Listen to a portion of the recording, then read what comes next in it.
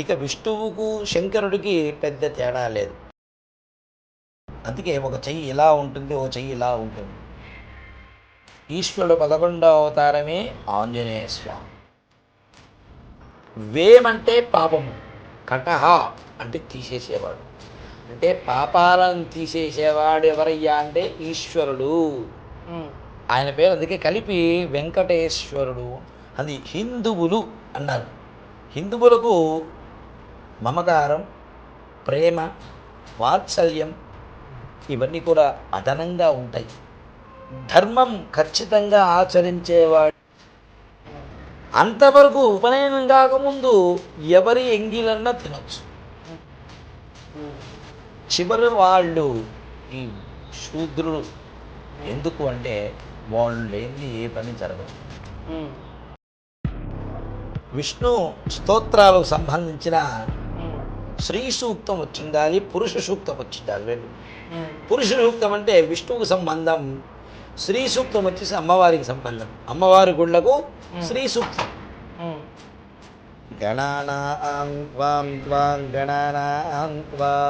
గణపతి గణపతిగం హవామహే హవామహే ఒకే పదాన్ని 4 సార్లు చెబుతూ ఉంటారు.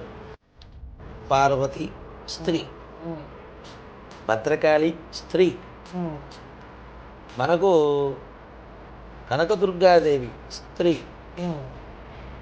మరి పూజకే చేయకూడదంటే దేవతామూర్తులే ఉన్నారే. జన్మతో జాయతే శూద్ర అన్నాడు. అంటే పుట్టిన జీవి ఎవరు పుట్టినా శూద్రుడితో సమానం.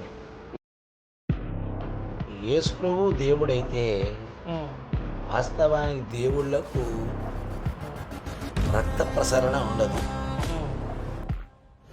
పరలోకానికి వెళ్లకుండా ఇక్కడ చేయొచ్చు కదా దేవుడు ఉంటే.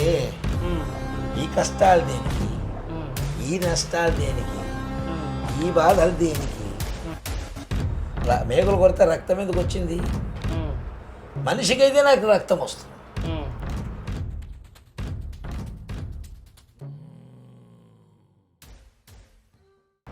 అందరికీ నమస్తే, నేను మీ ఏకే.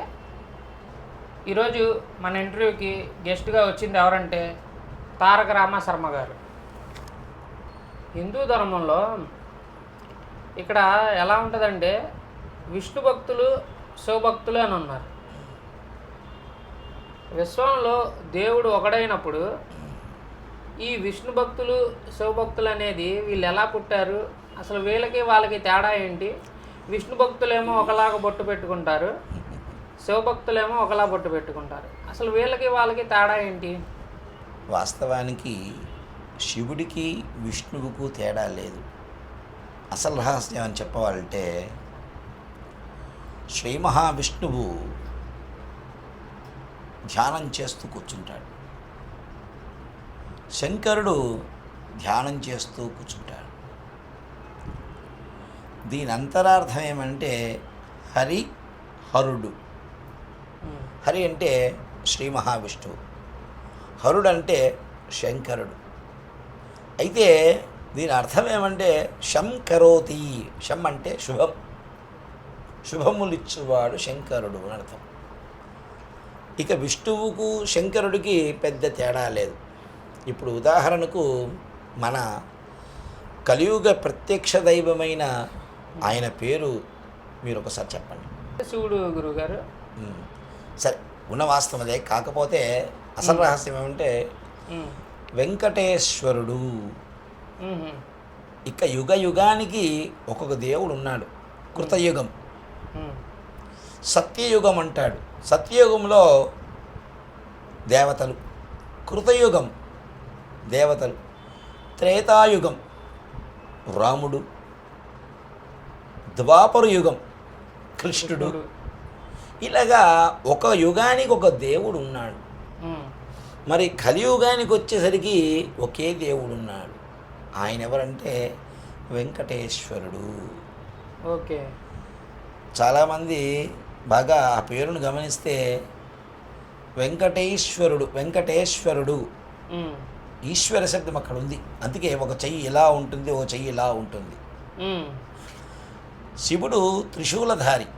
అంటే 3 శూలములతో కూడి ఉన్న త్రిశూలం పట్టుకుంటాడు ఆయన. ఉమ్, రెండోది అభయముద్ర ఇస్తాడు, ఇది అభయముద్ర. ఉమ్, ఈ చెయ్యి కిందికి ఇలా తిరిగితే కటిముద్ర అంటారు దీన్ని. ఉమ్, శివుడికి విష్ణువుకు తేడానే లేదు. శివుడు ప్రార్థన చేస్తే విష్ణువుని ప్రార్థన చేస్తారు. ఓం నమో నారాయణాయ. ఇది ఎవరికి తెలియని రహస్యం ఇది. ఉమ్, మనలో మనం మాట్లాడుకొని శివుడు గొప్పవాడు విష్ణువు తక్కువవాడు వాళ్ళ దృష్టిలో ఏమీ లేదు, సమానత్వమే. ఉమ్, విష్ణువు శివుడిని ప్రార్థన చేస్తాడు, శివుడు విష్ణువుని ప్రార్థన చేస్తాడు. ఉమ్, మరి శివుడు రాముడు శివ ప్రతిష్ఠ చేసినాడు, రామలింగేశ్వరుడు. ఉమ్, ఆయన తిరుగుతున్నప్పుడు ఆయన ప్రతిష్ఠ చేసినాడు. ఉమ్, అయితే ఇక్కడ ఇంకా రహస్యానికి వస్తే వెంకటేశ్వర స్వామి ఎదురుగా ఒక దేవుడు ఉంటాడు. ఉహు, ఆయన పేరేమో తెలుసా మీకు? తెలియదు కదా. ఆ ఆంజనేయ స్వామి. ఓకే, అంటే ఏ వెంకటేశ్వర స్వామి గుడిలో చూసుకున్నా ఆంజనేయ స్వామి ఉంటాడా? అవును, ఆయన ఓకే. అవును. ఆ, ఎందుకంటే ఆంజనేయ స్వామి 11వ అవతారం, శివుడి 11వ అవతారం రుద్రమూర్తి, 11వ అవతారం ఆంజనేయ స్వామి. ఉహు, ఎదురుగా వెంకటేశ్వర స్వామి ఉంటాడు. ఆయన ఎదురుగా సమతూలికడు, అంటే సమానత్వంతో కూడి ఉన్న భక్తుడు దేవుడు ఎవరంటే ఈశ్వరుడు. కాబట్టి ఉమ్, 11వ అవతారమే ఈశ్వరుడు, 11వ అవతారమే ఆంజనేయ స్వామి. ఉహు, కాబట్టి వాళ్ళిద్దరూ కంపల్సరీ ఉంటారు. ఇట్లా ఇందాక చెప్పబోయాను, వెంకటేశ్వరుడు అనే శబ్దానికి వస్తే ఈశ్వర శబ్దం ఉంది. ఉమ్, ఆ పేరులో అర్థం ఏమంటే వేమంటే పాపము, ఉమ్, కటహ అంటే తీసేసేవాడు, అంటే పాపాలను తీసేసేవాడు ఎవరయ్యా అంటే ఈశ్వరుడు. ఉమ్, ఆయన పేరు అందుకే కలిపి వెంకటేశ్వరుడు అంటున్నాం. ఈశ్వరుడే వెంకటేశ్వరుడు. ఉహు, ఇప్పుడు మీరు అడిగిన ప్రశ్నలో తిలకధారణ ఉమ్, మంచి ప్రశ్న అడిగారు. ఇది చాలా అందరూ గుర్తుపెట్టుకోవాల్సిన విషయం. ఓకే. విష్ణువుకైనా శివుడికైనా 3 రేఖలు. ఉహు, ఇది సాంస్క్రిట్లో ఒక దగ్గర వాడారు. ఇది త్రిశూర్లేఖాలిఖిత్వా 3 రేఖలు అంటావి. దాంట్లోనే 3 ఉన్నారు. దాంట్లో మొదటి రేఖ బ్రహ్మ, రెండవ రేఖ విష్ణువు, ఉమ్, మూడవ రేఖ శివుడు. ఉమ్, మరి ఈ 3 రేఖల ప్రతిరూపమే శివ. తిరునామం ఒకటి వెంకటేశ్వరుడికి, శివుడికి వచ్చేసి విభూతి రేఖలు. ఉమ్, అందులో 3 ఉన్నాయి, ఇందులో 3 ఉన్నాయి. ఉమ్, వెంకటేశ్వరుడి స్వామిలో కూడా 3 ఉన్నాయి, 3 రేఖలు. ఉన్నాయి. కాకపోతే ఇవి ఆచార వ్యవహారాలు వస్తే మా దేవుడు అనే భావనలో మాట్లాడుతున్నారు. ఉమ్, ఎవరికైనా ఏ దేవుడు, ఇంతమంది దేవుడు లేరు, ఒకటే దేవుడు, యుగ యుగానికి ఒక దేవుడు. ఉమ్, ఆయనే కలియుగ ప్రత్యక్ష దైవం వెంకటేశ్వరుడు. ఉమ్, కాబట్టి ఆ వెంకటేశ్వర స్వామిలో అంత శక్తివంతం, అంత ఇది. ఉమ్, ఆదిశంకరాచార్యులు పాదయాత్ర చేస్తూ మరి ఎక్కడా లేనంత ధనాన్ని తిరుపతిలో భక్తాగ్రేసరుల వల్ల వచ్చేటట్టుగా జన ఆకర్షణ చేసి అక్కడ లక్ష్మీ యంత్రాన్ని ప్రతిష్ఠించాడు ఆది గురువు శంకరాచార్యుల వారు. ఈయన పేరు శంకరాచార్యులు. శంకరాచార్యులు వెళ్ళి శివుని వెంకటేశ్వర స్వామి దగ్గర వెళ్ళి ఆ యొక్క ప్రతిష్ఠ చేశారు. అందుకే అంతమంది భక్తులు, అన్ని కోట్ల మంది భక్తులు వచ్చి ఆ లక్ష్మీ ప్రసన్నం అలా కలుగుతుంది. ఈ శంకరాచార్యుల వారు తిరగని ప్రదేశం అంటూ లేదు, అంత తిరిగి వచ్చారు. భూ ప్రదక్షిణం. ఆయన యతి అంటే ఒక ఈ భాషలో చెప్పాలంటే ఒక సన్యాసి. శంకరాచార్యుల వారు సన్యాసి, బాల్య సన్యాసి. అయితే ఈ బాల్యంలోనే సన్యాసం తీసుకున్నాడు. ఇక కొంచెం చురుగ్గా చెప్పాలంటే సన్యాసికి సన్యాసికి తేడా ఉంది. మ్మ్. సన్యాసత్వం అంటే మొత్తం వదిలిపెట్టినవాడు, అతనికి ఏమీ సంబంధం లేదు, మ్మ్. ఏ విషయంలోనూ సంబంధం లేదు. మ్మ్. బాంధవ్యం కానీ మ్మ్. ప్రేమ వాత్సల్యం కానీ మ్మ్. వీటన్నిటికీ ఆకర్షణ కానీ మ్మ్. ఏ దాని మీద వ్యామోహం లేకుండా ఉత్తి గాలిని ఆస్వాదిస్తూ విహారంగా తిరుగుతూ పాదయాత్ర చేస్తూ భగవన్నామస్మరణ చేస్తూ ముందుకు సాగి 10 మందికి ఆ భగవతత్వాన్ని చెప్పేవాడు ఆది గురువు శంకరాచార్యుడు. ఓకే. ఇంతటి శక్తివంతం ఉంటుంది. మ్మ్. అటువంటి వెంకటేశ్వర స్వామిని దగ్గర ఈయన వెళ్ళి ప్రతిష్ఠ చేసి మ్మ్. ఆ యంత్రస్థాపన ప్రతిష్ఠ చేసినాడు. మ్మ్. అంతేకాకుండా మ్మ్. శ్రీశైలం వెళ్ళాడు. మ్మ్. శ్రీశైలంలోని ఇలాగా చేశాడు ఆయన. మ్మ్. మొత్తం భారతదేశమంతా కూడా మ్మ్. నడుస్తూ తిరిగిన ప్రత్యక్ష దైవం, కనపడే దైవం ఆయన ఆది గురువు. అందుకే తింటారు ఆది గురువు. ఆది అంటే మొదలు, మ్మ్. మొట్టమొదటిగా ముందు గురువు ఎవరంటే మ్మ్. ఆది గురువు శంకరాచార్యుల వారే. మ్మ్. అందుకే ఆ మహానుభావుడు కనకధారా స్తోత్రం చూడండి. ఇక్కడ అమ్మవారిని మళ్ళీ కనకం అంటే బంగారం, మ్మ్. బంగారు నాణ్యాలు వర్షంగా కురిసినాయంట, ఆయన రాశాడు. మ్మ్. ఆ కనకధారా స్తోత్రం ఎవరైతే పఠిస్తారో వాళ్లకు సిరి సంపదలకు లోటు ఉండదు. ఇంతటి శక్తివంతమైనది. ముఖ్యంగా మన హిందూజంలో ఉండేటివే ఇటువంటి పూజ, పునస్కారము, తత్వము ఇటువంటివన్నీ కూడా ఉన్నాయి. ఇంతటి శక్తివంతమైనది మన హిందూజం. అది హిందువులు అన్నారు. హిందువులకు మమకారం, ప్రేమ, వాత్సల్యం మ్మ్. ఇవన్నీ కూడా అదనంగా ఉంటాయి. ఇటు బంధు ప్రేమ, అటు హితులు స్నేహితుల ప్రేమ. ధర్మం ఖచ్చితంగా ఆచరించే వాళ్ళే హిందువు అంటారు. అధర్మాన్ని ఎవరు ఆచరించిన వాడిని హిందువు అనడు. అందుకే మాకొక పేరు ఉంది. మ్మ్. ఈ పేరు తొందరగా ఎవరికి అర్థం కాదు. మ్మ్. చాలామంది పంతులు గారు అంటుంటారు. మ్మ్. కాదు, మ్మ్. పూర్వం సామెత ఉంది, బతకలేక బడి పంతులు అని. మ్మ్. కేవలం విద్య చెప్పేవాడు మాత్రమే పంతులు. ఓకే. మరి మమ్మల్ని ఏమంటారు? మ్మ్. పురోహితుడు అంటారు. ఓకే. దీని అర్థం ఏమంటే పురం అంటే ఊరు, మ్మ్. హితవు ఉంటే మేలు. మ్మ్. ఊరు బాగుండాలని కోరుకునేవాడిని పురోహితుడు అంటారు. అలాగే గురుగారు. ఓకే. చిన్న సెంటెన్స్లో మ్మ్. హితుడు బదులు హతుడు అంటే చంపడం. మ్మ్. ఒక్క పదంలో అర్థం మారిపోయింది. మ్మ్. హతుడు అంటే ఊర్లో ఉన్న వాళ్ళందరినీ చంపేవాడు అని అర్థం. మ్మ్. హతుడికి హితుడికి తేడా ఉన్నది అక్కడే. ఓకే. అందుకే పురోహితుడు అంటారు. ఓకే. అది కొన్ని గ్రామాలు అతని చేతి కింద ఉంటాయి, మంచి చెడ్డ అడుగుతూ ఉంటారు. అసలు హిందూ ధర్మం అంటే ఏంటి? ఈ మధ్యలో హిందూ ధర్మం నుంచి చాలామంది వేరేగా కన్వర్ట్ అయిపోతున్నారు. అసలు ఈ విధంగా ఎందుకు ఇలా జరుగుతుంది? హిందూ ధర్మం ఏదైనా కానీ స్వధర్మో నిధనం శయ పరధర్మో భయానక అన్నారు. ప్రతి ఒక్కరికి ఒక్కొక్క ధర్మం అంటూ ఉంది. ఆ ధర్మాన్ని ఆచరించడమే ముఖ్యంగా మన హిందూ ధర్మం గుర్తించడం. ఎట్లే ఐడెంటిఫికేషన్ అంటే ముందు లలాటము, ఇక్కడ ఈ భాగమంతా కూడా లలాటము అంటారు. ఈ లలాటములో తిలక ధారణ చెయ్యాలి. హిందూ సాంప్రదాయ ప్రకారంగా పసుపు, కుంకుమ ప్రాధాన్యత. దీనికి ఉన్న ప్రాధాన్యత చాలా గొప్పది. కుంకుమ కానీ పసుపు కానీ ఎంతో ప్రాధాన్యత. పసుపు నుంచి తయారైందే కుంకుమ. ఆ కుంకుమను ధరించడం వల్ల అనేక శుభసూచికాలు ఉంటాయి. ఇది నాయన హిందూ ధర్మానికి ఫస్ట్ ఆచార వ్యవహారాల్లో ముందుగా ఉండేది. హిందూ ధర్మంలో హిందువు అంటే బొట్టు ఉంటుంది.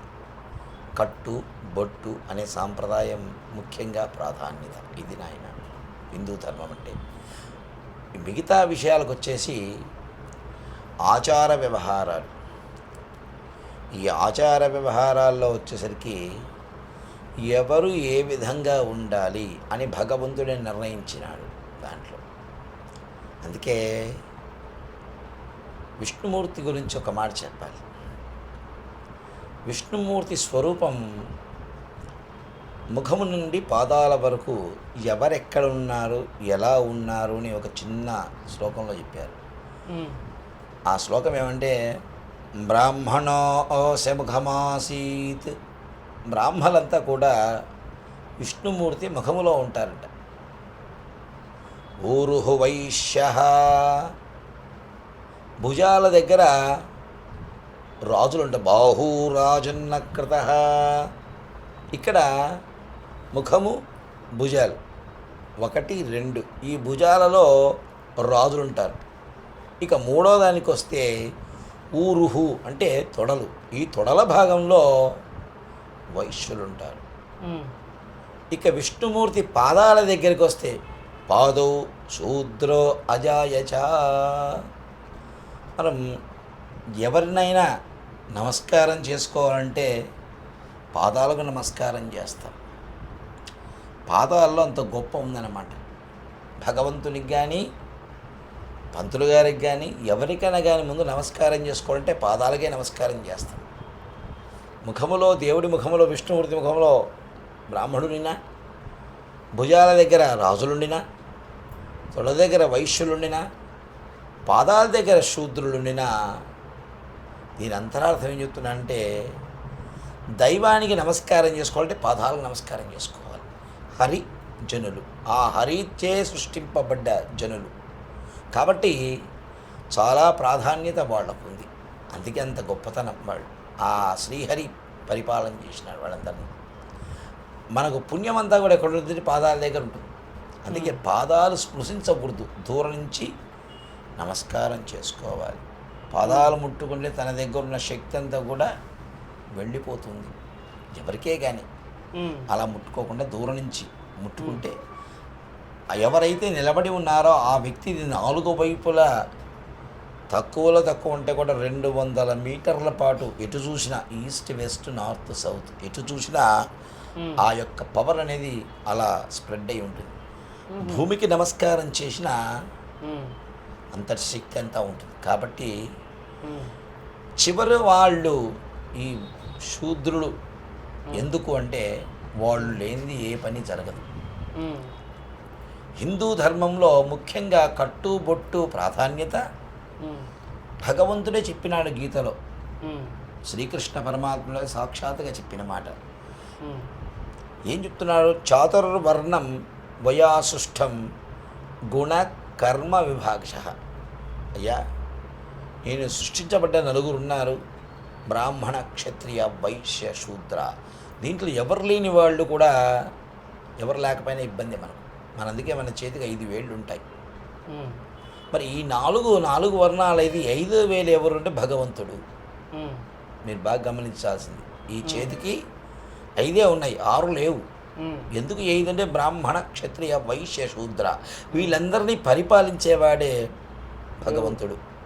ఆ భగవంతుడు అనుగ్రహం కావాలంటే వీళ్ళందరూ కూడా ఏకమై ఆ భగవంతుని ఆరాధన చెయ్యాలి. ఇది నాయన నువ్వు అడిగిన హిందూ సాంప్రదాయానికి కట్టు బొట్టు ఆచార వ్యవహారాలు ప్రాధాన్యత. ఇది లేనిది హిందూ ధర్మం కాదు. దాంట్లోనూ స్వధర్మం, వాడి ధర్మం ఏదో వాళ్ళు ఆలోచన చేయాలి. కాబట్టి ఈ హిందూ ధర్మం చాలా విశిష్టత, తరతరాలుగా వస్తున్న ఆచార వ్యవహారాలు. దీంట్లో పెద్ద లోటేం లేదు. గుళ్ళో ఒక పురోహితుడిగా చేయాలంటే ఏం చదువుకోవాలి? మంత్ర పఠనం అని ఉంటుంది, దేవతార్చన అంటారు దాన్ని. ఏ దేవుడైతే ఆ గుళ్ళో ఉంటాడో ఆ దేవుడికి పూజా విధానం అనేది ఉంటుంది. ఉదాహరణకు శివాలయం చక్కగా రుద్రనమక చమకాలు వచ్చి ఉండాలి. సరే, విష్ణువాలయం తీసుకుంటే విష్ణు స్తోత్రాలకు సంబంధించిన శ్రీ సూక్తం వచ్చి ఉండాలి, పురుష సూక్తం వచ్చి ఉండాలి. 2. పురుష సూక్తం అంటే విష్ణువుకు సంబంధం, శ్రీ సూక్తం వచ్చేసి అమ్మవారికి సంబంధం. అమ్మవారి గుళ్ళకు శ్రీ సూక్తం. ఉమ్, మరి విష్ణువుకు సంబంధించి పురుష సూక్తం.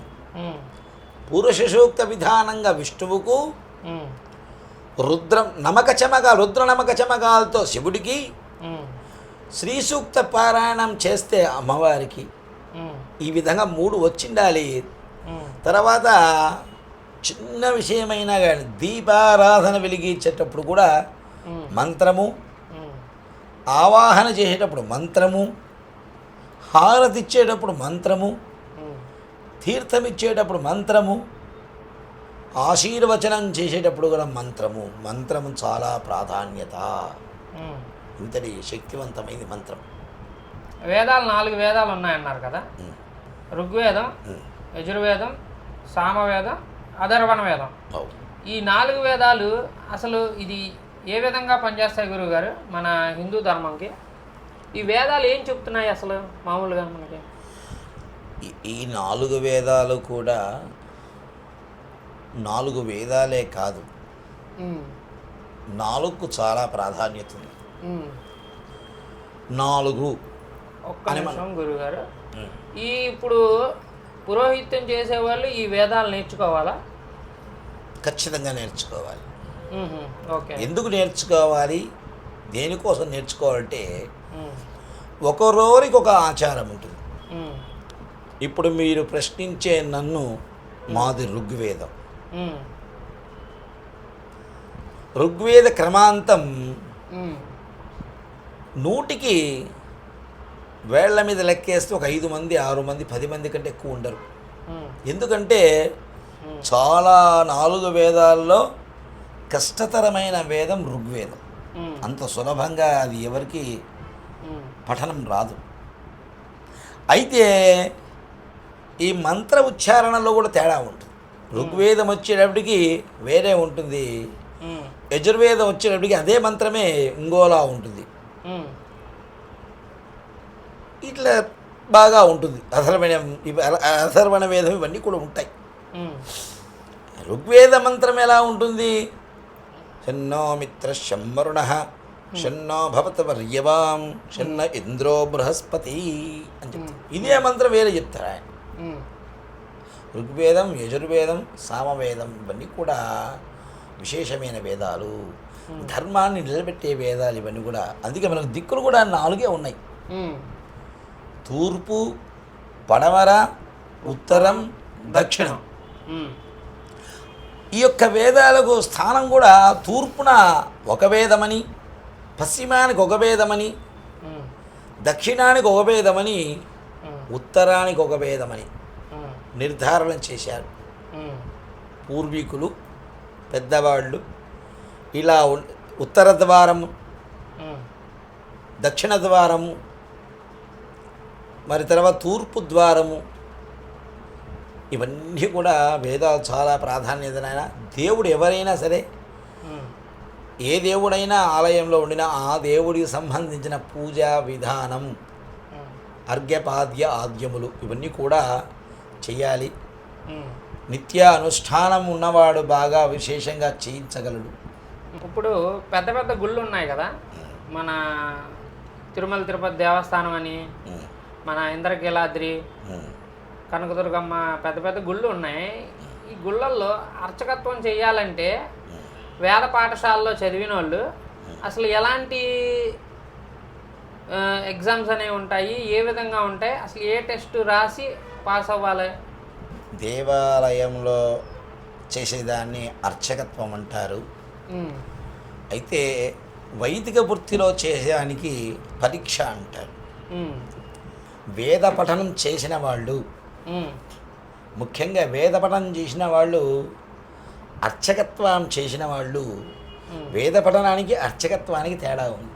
ఉమ్, వేదం పఠనం చేసిన వాళ్ళు పురోహితం చేయరు, ఉమ్, వేద పారాయణం చేస్తారు. అంటే ఉమ్, వేదంలో ఉన్న సారాంశం అంతా కూడా పారాయణం చేస్తుంటారు. వీళ్ళను వేద పండితులు ఉంటారు. ఉమ్, అర్చకత్వం చేసేవాడిని అర్చకుడు అంటారు. ఉమ్, మరి పురోహితం చేసేవాడిని ఉమ్, పురోహితుడు అంటారు.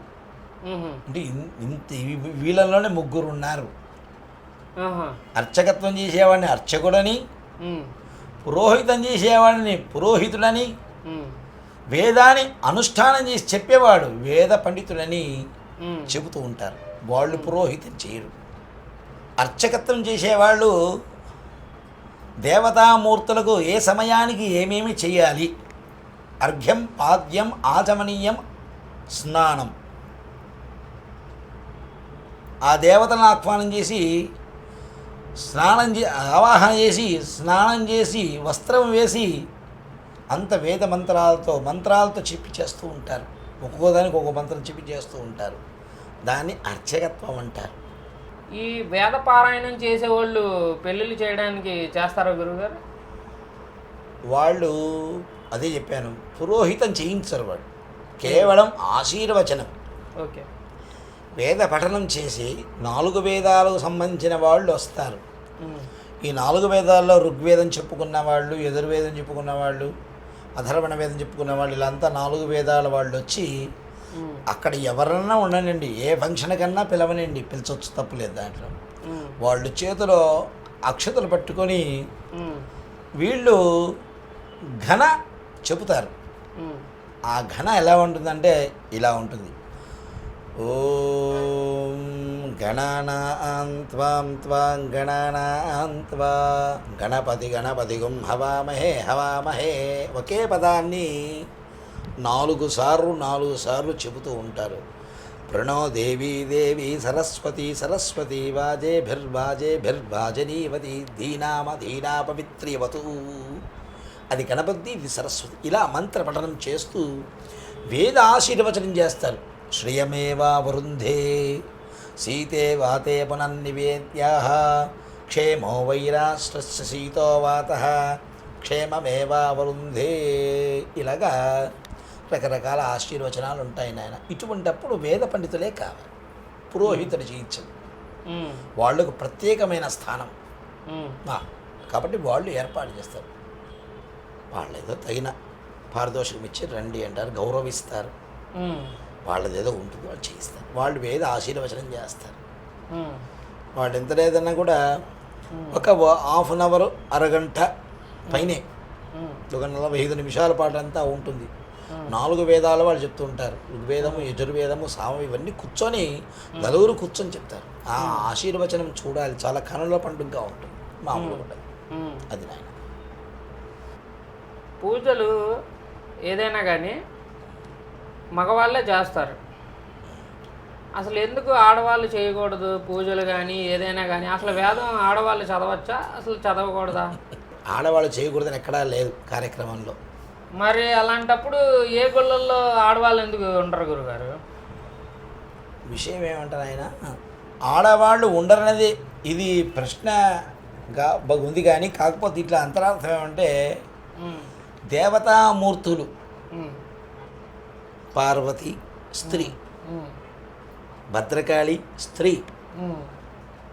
మనకు కనకదుర్గాదేవి స్త్రీ. మ్మ్. మరి పూజకే చేయకూడదంటే దేవతామూర్తులే ఉన్నారే. మ్మ్. సరస్వతి స్త్రీ, అవును, అవును. లక్ష్మీ స్త్రీ, మ్మ్. మరి ఇంతమంది ఉన్నారే. అయితే ఇక్కడ ఏం చెప్తున్నానంటే వాళ్ళంతా దేవతామూర్తులు. మ్మ్. దేవతలకు మానవులకు ఉండే అంత సమస్యలు ఉండవు. మ్మ్. మామూలుగా మన భాషలో చెప్పాలంటే నో పీరియడ్స్ అండ్ మ్మ్.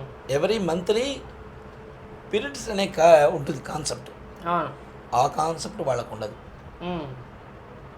ఆ 3 days పనికిరాదు. మ్మ్. ఇంట్లో దీపారాధన చేసుకోవచ్చు, అది అయిపోతే మ్మ్. ఇంటి పూజ వరకు చేసుకోవచ్చు. మ్మ్. బయట పురోహితం చేయడానికి మ్మ్. పద్ధతి కాదు, అలా చేయకూడదు. మ్మ్. మంత్ర పఠనం కూడా మ్మ్. గాయత్రీమాత మంత్ర పఠనం ఉంది, మ్మ్. అది స్త్రీనే ఆమె. మరి గాయత్రీమాత స్త్రీనే కదా. మంత్రపఠనం పురుషుడు చెప్తున్నాడు, స్త్రీ చెప్పకూడదు. వాస్తవాన్ని ఎందుకు చెప్పకూడదు అంటే ఇది ప్రాబ్లం. మ్మ్. ఇలా ఉంటుంది కాబట్టి, నెల ఇలా ఉంటుంది కాబట్టి మ్మ్. దానికి పనికిరాదు ఆ విషయం. అంతేగాని గురువే చేయకూడదని ఎక్కడా లేదు. మ్మ్. అది నాయన. బ్రాహ్మణులే వేదం చదవాలా? శూద్రులు ఎవరో వేదం చదవకూడదా? లేదంటే చదవచ్చా? వేద పాఠశాలలో ఎందుకు బ్రాహ్మణులే చదువుతారు, శూద్రులు ఎందుకు చదవరు? శూద్రులు అంటే మన వీళ్ళు ఉంటారు కదా నార్మల్గా, మీరు చెప్తా ఉంటారు కదా, వాళ్ళు ఎందుకు చదవరు? అసలు చదవకూడదు అనేది ఏమన్నా హిందూ ధర్మంలో ఉందా, లేకపోతే ఏ విధంగా ఉంటుంది? దీంట్లో ఒక అర్థం ఉంది. ఇప్పుడు మామూలు చదువుకుంటారు, మామూలు చదువు వేరు, ఈ చదువు వేరు. వేద పారాయణం అని 4 వేదాల్లో సారాంశం చెప్పినాం, మంత్ర పఠనం చేయకూడదు అని ఎందుకు చెప్తున్నామంటే బ్రాహ్మడికి కొన్ని ఆచార వ్యవహారాలు ఉన్నాయి. ఈ ఆచార వ్యవహారాలు ఎవరైతే ఆచరిస్తారో వాళ్ళు తప్పకుండా మంత్రాలన్నీ చెప్పచ్చు, మంత్రోపదేశం చేసుకొని చెప్పచ్చు. అయితే మనకు దేవుళ్ళు వేరు, అవధూతలు వేరు. అందుకే నువ్వు అడిగిన ప్రశ్న శ్లాఘనీయం, అంటే మెచ్చుకోదగ్గ ప్రశ్న. బ్రాహ్మణత్వం అంటే జన్మతః వస్తుందా, లేకపోతే గుణాల పరంగా వస్తుందా? జన్మతః రాదు. ఎందుకంటే ఈ జన్మతో జాయతే శూద్ర అన్నాడు. అంటే పుట్టిన జీవి ఎవరు పుట్టినా శూద్రుడితో సమానమే, బ్రాహ్మణుడైనా ఎవరైనా. మరి బ్రాహ్మడు అని అంటారు, ద్విజుడు అంటారు. ద్విజుడు అంటే ఒకే జన్మలో 2 జన్మలు తినవాడు. అది ఎవరి వల్ల కాదు, సాధ్యం కాదది. ఒకే జన్మలో 2 జన్మలు ఎత్తాలి. మొదలంతా శూద్రుడితో సమానమే. ఎంతవరకు? బాల్యం వరకు. అందుకే పూర్వం 8 ఏళ్లకే వాడికి ఉపనయన సంస్కారం చేసేవాళ్ళు. దీన్ని సంస్కారం అంటారు. అంటే గాయత్రీదేవిని వేద పండితుల వల్ల ఉపనయనం చేసేవాడు. అక్కడి నుంచి విద్యాభ్యాసం నేర్చుకునేవాడు. ఆ తర్వాత వాడు నడుచుకునే వయసు వచ్చేసరికి అన్ని రకాల నేర్చుకుని ఉండేవాడు. 2వ జన్మ ఏమంటే ఎప్పుడైతే ఉపనయన సంస్కారం అవుతుందో వానికి 2వ జన్మ. అంతవరకు ఉపనయనం కాకముందు ఎవరి ఎంగిలన్నా తినొచ్చు.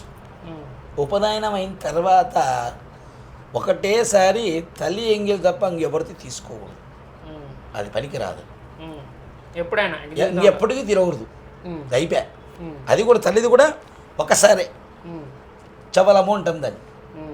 ఆ చబలం జరిగినప్పుడు ప్రసాదంగా తీసుకుంటారు. గాయత్రి మాత మంత్రమును పితృలు అంటే తండ్రి ఉపదేశిస్తాడు, గురువుగారు చెప్పరు. అంటే ముందు తండ్రి ఆచరించి తండ్రి ఇచ్చిన వరంగా భావించి కొడుకు చెప్పడం జరుగుతుంది. ఆ అధికారం అంటే కొడుకును తండ్రి తొడల మీద కూర్చోబెట్టుకొని ఈ యొక్క గాయత్రి మంత్రాన్ని ఉపదేశిస్తారు. 24 అక్షరాలు గాయత్రి మాత మంత్రం. ఇది చేసుకుంటే గాయత్రి మాత మంత్రం చేసుకోవడం వల్ల ఆత్మధైర్యం, మనోనిగ్రహం, బ్రాహ్మణ తేజస్సు, ముఖంలో ఒక తేజస్సు కనపడుతుంటుంది. ఈ ఆచారంలో అంత పద్ధతి ఉంది. ఇది ఎవరైతే ఆచరిస్తారో వాళ్ళకు చక్కగా అమ్మవారి అనుగ్రహం 10 కాలాల పాటు ఉంటుంది, ఉన్నంతకాలం ఉంటుంది. ఇది శాస్త్రం. చాలామంది క్రిస్టియన్స్ విగ్రహారాధన చేయకూడదు, అసలు ఏ దేవుళ్ళు లేరు, ప్రభు అయిన యేసయ్య ఒక్కడే ఉన్నాడు, యేసయ్యని నమ్ముకుంటే పరలోకానికి వెళ్తాం, నమ్మకపోతే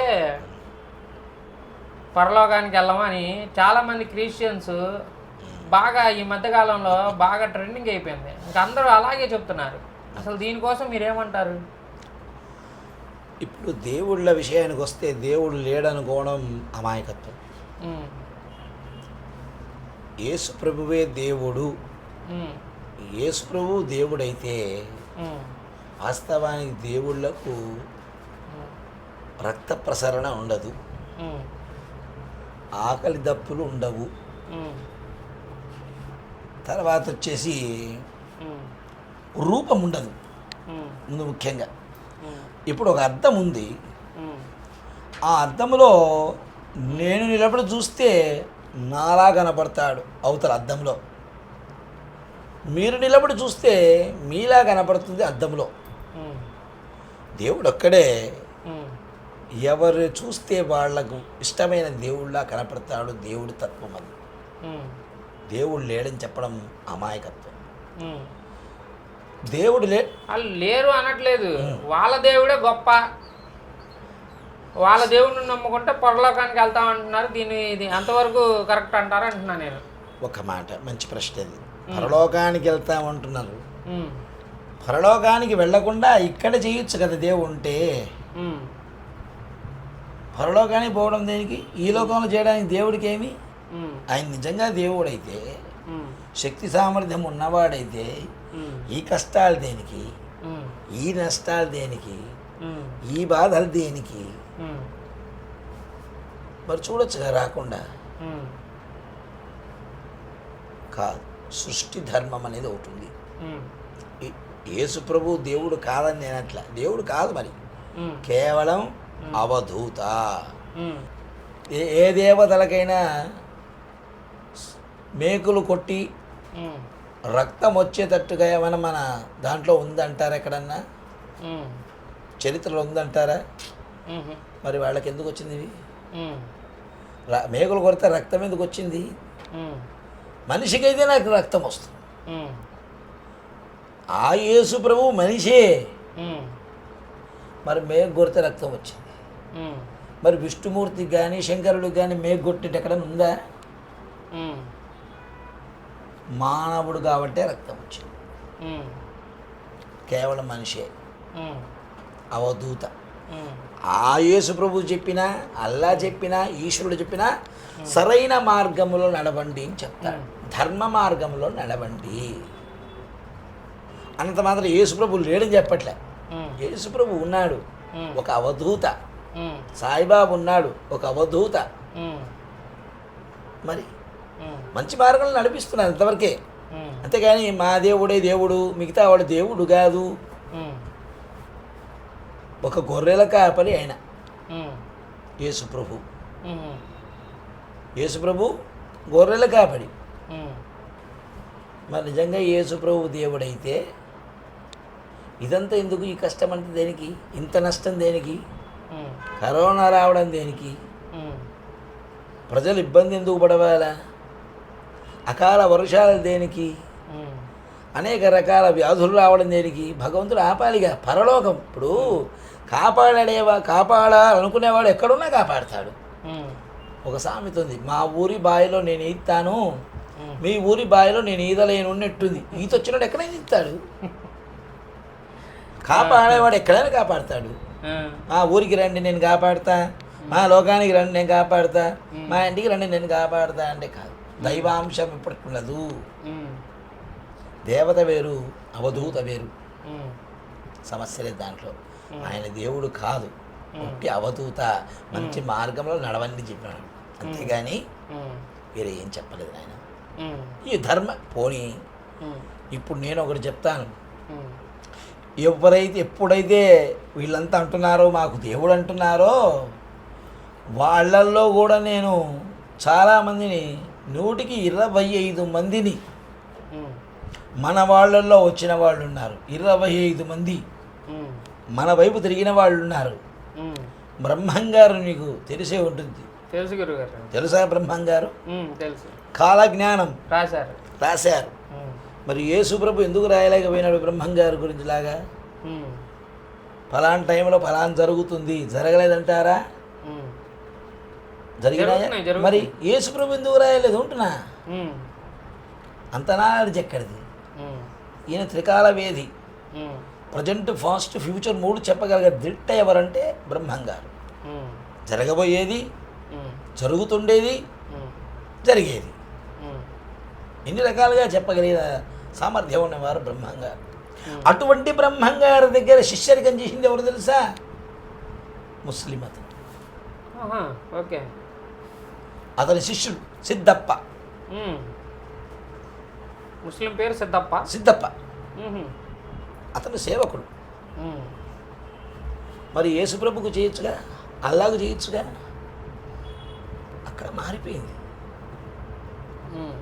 లేదు నాయన, హిందూయిజం అనేది మీకు ఒక మాట చెప్తా, దానికి తెలియని వాళ్ళు కొంతమంది అమాయకంగా మారిపోతున్నారు తప్ప. ఇంకొక మాట చెప్తారు, పేరులో కూడా మేరీ మాత అంటున్నారు. మేరీ మాత, మాత, మాత అంటే అమ్మవారే సాక్షాత్. యేసు ప్రభు అంటున్నారు. యేసు అంటే మీనింగ్ ఏంటి? దేవుడు. దేవుడు. ప్రభు అంటే రాజు. అర్థమైందా? వారు గొర్రెలు కాపుకునేవాడు కాబట్టి ఆ పేరు పెట్టుకున్నాడు. యేసు ప్రభు అంటే, ప్రభు అంటే రాజు, ధర్మాన్ని కాపాడే రాజు. ఒక దేవాలయం కానీ దాని పైగా దాంట్లో రాయడం కూడా కరమైన టెంపుల్ అంటూ వస్తున్నాడు. మరి దేవుడే లేనప్పుడు టెంపుల్ అని ఎందుకు రాస్తున్నావు? చర్చ్ అంటున్నావు. చర్చ్ బట్ మీనింగ్, చర్చ్కు మీనింగ్ ఏముంది దాంట్లో? చర్చ్ అంటే అందులో ఉండేది కూడా గంటే. మరి గంట బదులు వేరే పెట్టుకోవచ్చు గాను. హిందువులు వాడే గంట ఎట్లా వాడుతూ ఉన్న దాన్ని ముట్టుకోకూడదు కదా, పిచ్చివాళ్ళు తెలియదు. హిందూ ధర్మంలో పూర్వకాలంలో చాలా శాస్త్రాలు ఉన్నాయి. ఆధునిక యుగంలో మన ఇప్పుడున్న ట్రెండ్లో జనాలు బాగా మారిపోతున్నారు. చాలా కల్చర్ అనేది బాగా పెరిగిపోతుంది. ఈ కల్చర్ పెరిగినప్పుడు ఈ శాస్త్రాలను కూడా మార్చడం అనేది కుదురుతుందా, లేదంటే కుదరదంటారా? అసలు మీరు ఏ విధంగా దీన్ని చెప్తారు? ఇప్పుడు ఒక చిన్న మాట చెప్తాను నేను. మీరు అడిగిన ప్రశ్న కూడా బాగుంది, అది కూడా బాగుంది. ఒకప్పుడు నడుచుకుంటూ కాలిబాట నడిచేవాళ్ళు. ఒక ఊరు నుంచి ఒక ఊరికి నడుచుకుంటూ వెళ్ళేవాళ్ళు. నడుచుకుంటూ కొంతకాలం గడిచిన తర్వాత ఎద్దుల బండి ఉండేది. ఎద్దుల బండి వచ్చిన తర్వాత మరికొంతకాలానికి సైకిళ్ళు వచ్చినాయి. ఇలా అనుకోకుండా కొన్ని వాహనాలు సమకూరినట్టే అది ప్రజలకు అవసరం కాబట్టి అలా మారినారు. అంతేగాని అవి మారినాయి కదా, అవి వచ్చినాయి కదా, మేము మారుతామని మనిషి మారకూడదు. మనిషికి ఒకటే తత్వం ఉండాలి. ఎక్కడ న్యాయం ఉంటుందో, ఎక్కడ ధర్మం ఉంటుందో అది వాడు ఆచరించాలి. ఎవరు ధర్మంగా ఉంటారో అక్కడ ధర్మాన్ని ఆచరించాలి. అంతేగాని ఎట్లంటే అట్లా మతాన్ని మార్చుకోవడానికి అంగీకారం లేదట్లా. ఒకవేళ నువ్వు మారినా కూడా చివరిలో మళ్ళీ వీని పేరే చెప్పుకోవాలి. నువ్వు ఏ పేరు పెట్టినా మళ్ళీ వీని పేరే చెప్పాలి చివరిలో. మన హిందూ ధర్మంలో ఉన్న ధర్మాన్ని ప్రచారం చేసేవాళ్ళు, మీడియా వర్గంలో ఉన్నవాళ్ళు వాళ్ళ ధర్మం వాళ్ళు నిర్వర్తిస్తూ ప్రజలందరికీ కూడా నేను తెలియజేసేది ఒకటే ఒక మాట, మన ఆచార వ్యవహారాలు ఖచ్చితంగా పాటించాలి. కట్టు బొట్టును మాత్రం ఎప్పుడు వదిలిపెట్టకూడదు. అలా వదిలిపెడితే మనం ఫలానా అని హిందువు అని చెప్పుకోవడానికి కూడా పనికిరాము. హిందువును గుర్తించాలంటే మన కట్టు బొట్టు ఆచార వ్యవహారాలే ప్రతి ఒక్కరికి ప్రాధాన్యత. ఇది ఆచరించి తరించి దేవతల అనుగ్రహం పొందవలసిందిగా మనస్ఫూర్తిగా నేను మీ అందరికీ కూడా ఆశీస్సులు తెలియజేసుకుంటూ సెలవు తీసుకుంటున్నాను. సర్వే జన సుఖినో భవంతు, సమస్త సన్మంగళాని భవంతు. స్వస్తి.